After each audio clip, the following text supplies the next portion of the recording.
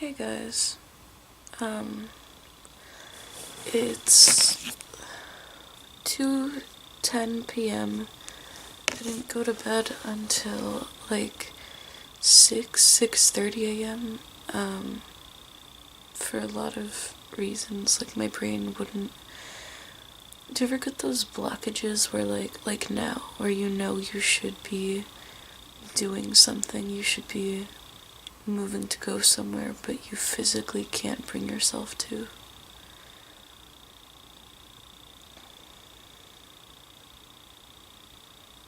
I think that's the most frustrating part about depression, is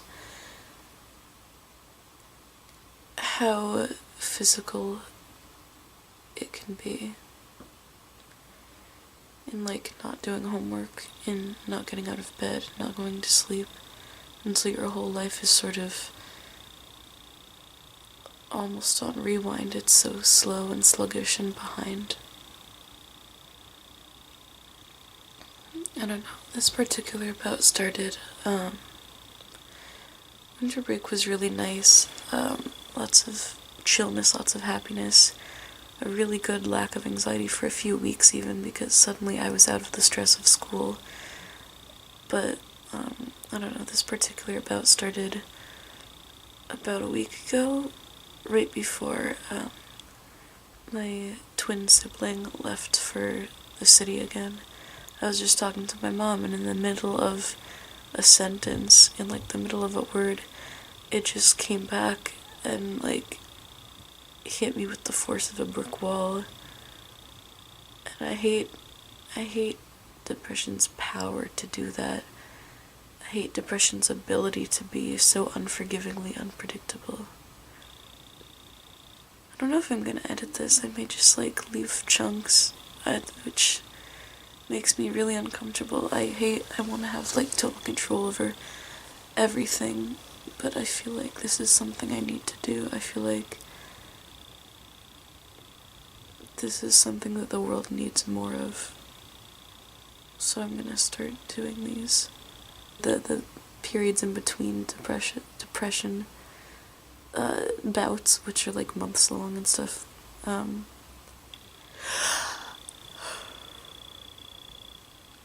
Usually they're really small, like a couple days maybe, but this I was happy for like a few weeks, because I was with my family. We were celebrating Hanukkah, Christmas, New Year's.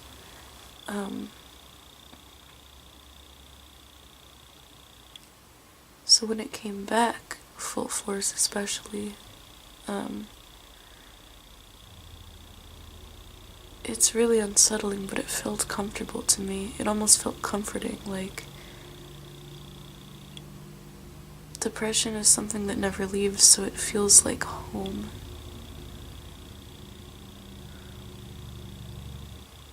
And I started writing a song last night about that side of it.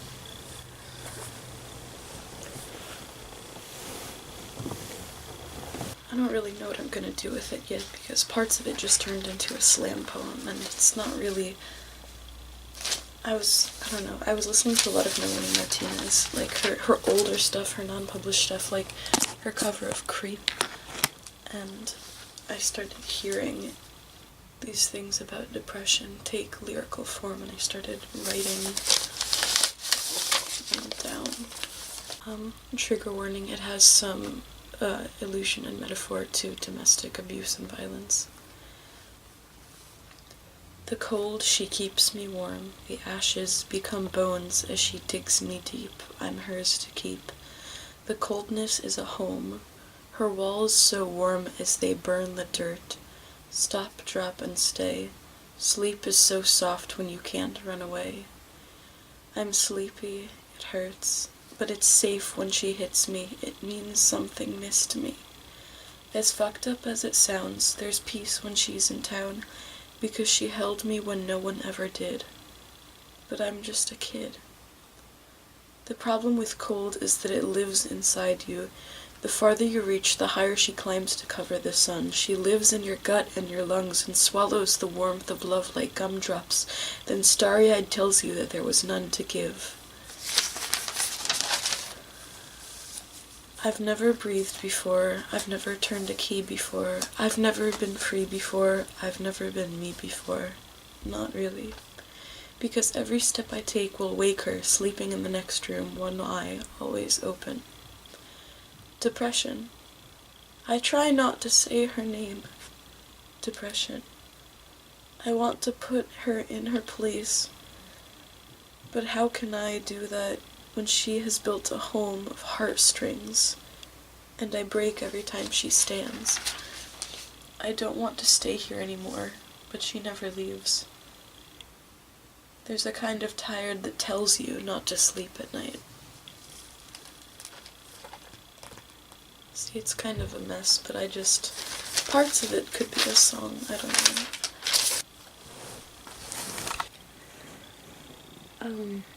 I published a video a few weeks ago during a sudden bout of, well, not sudden, but it was more of an anxiety thing where I had a very realistic death nightmare, and I talked about it.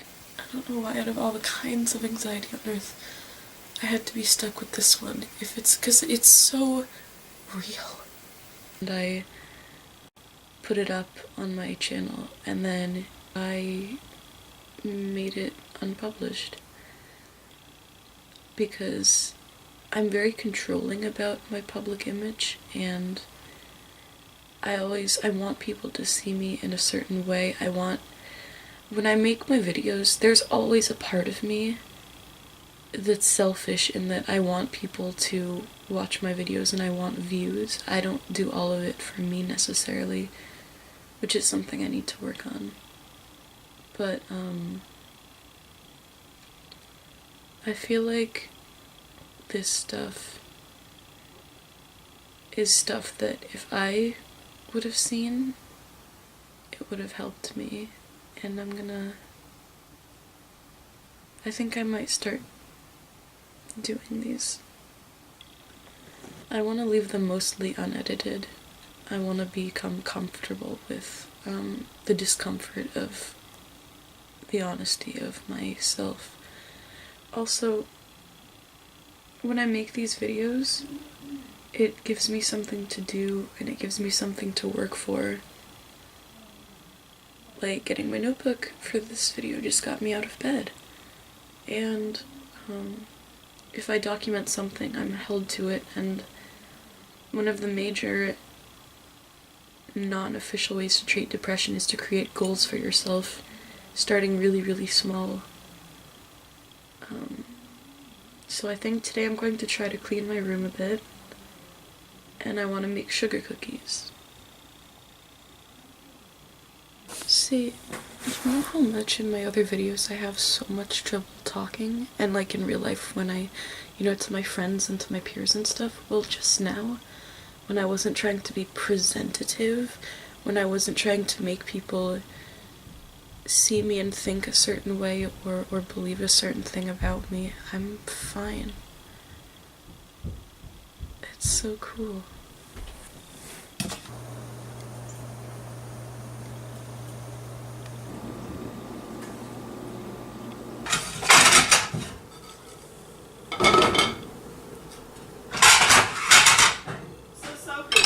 Yeah.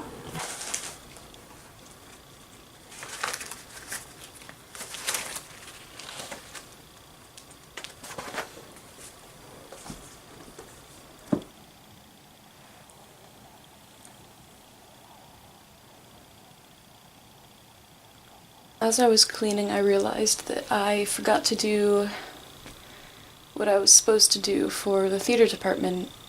As publicity manager, I have all of these things I need to do, like ad swaps, designing the program for shows, and most theaters that I need to call close around 4:35. So I've missed my opportunity today, and because of all of this sluggish procrastination-y stuff I've been doing, the time is running out really, really fast to get it in, but I'll try to do it tomorrow, see how many theaters are open. One of my friends is going through some tough stuff, and he just sent me a text and said, go to this site, and I opened it, and it's this beautiful blog site. He created a blog. The subtitle is The Journey from Nothing to Something, and it's beautiful. I'm reading through it, and it's so cool. I think that documenting your growth and your struggle through art is so important, and I'm glad I got to see this today.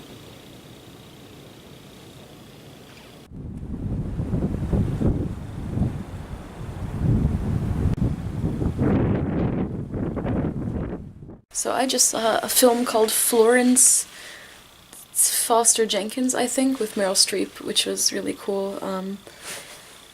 They were showing it at my library, and me and my mom went and saw it, and it was very sad, very heavy, but also there were some funny moments, and Meryl Streep is amazing, so that was nice.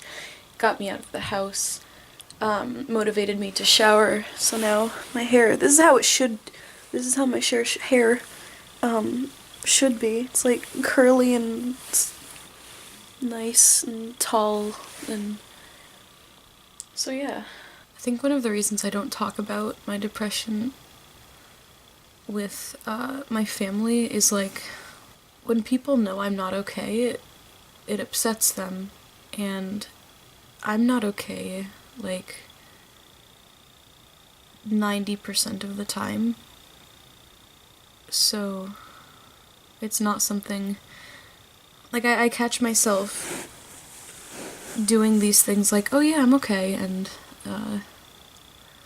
trying to seem excited when inside I'm just like, I want to be sleeping, like changing my reactions so people think I'm doing okay, and I shouldn't be doing that.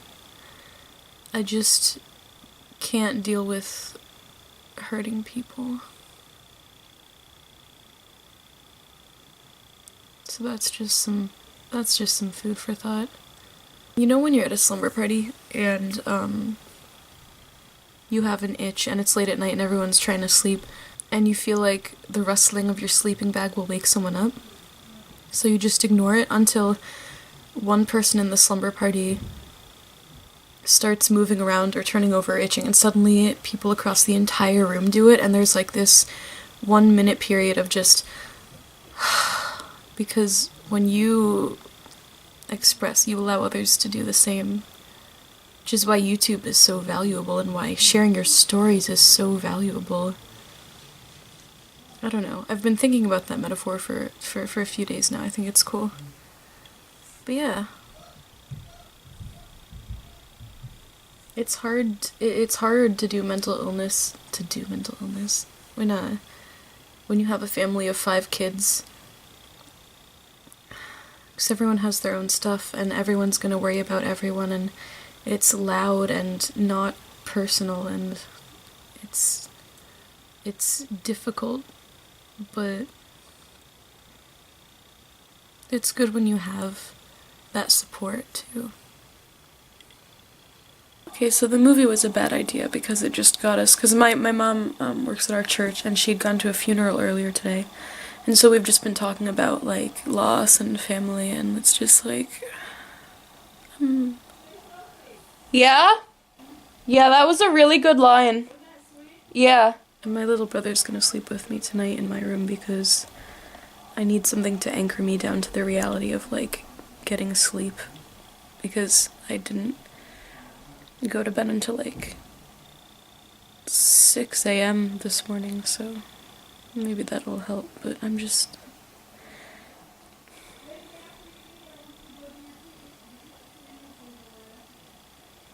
Sometimes days don't have to end on happy notes, sometimes they can end really shitty, and that's okay. Depression log 1.